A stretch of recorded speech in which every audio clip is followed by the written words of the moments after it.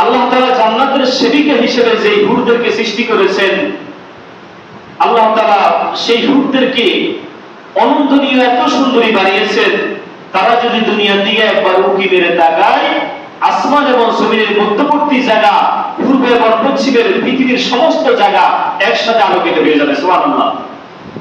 আপনাদেরকে প্রসঙ্গত একটা কথা বলি, দুনিয়ার যে সূর্য আমরা দেখি, এই সূর্যটা পৃথিবীতে একসাথে কখনোই আলো দিতে পারে না। আপনি যদি বাংলাদেশে এখন দিন দেখেন, পৃথিবীর অন্যান্য দেশে এখন রাত চলে। কথা কি বুঝতে পেরেছেন? যেমন আমাদের কুদ্দুস ভাইয়ের সাথে মাঝে মধ্যে আমার কথা হয়, অন্যদের দেশে রাত চলে, আমাদের দেশে দিন চলে। কথা বুঝতে পেরেছেন?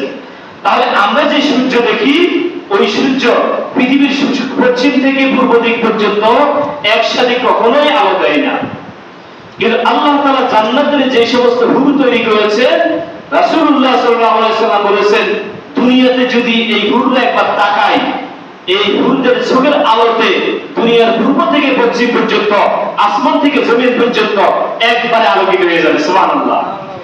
এবং তার একবার থুতু ফেললে দুনিয়ার শুরু থেকে শেষ পর্যন্ত, পূর্ব থেকে পশ্চিম পর্যন্ত পুরো দুনিয়াটা সুগ্রানে সুরভিত হয়ে যাবে। সুবহানাল্লাহ। পুরা গ্রামে সুরভিত হয়ে যাবে।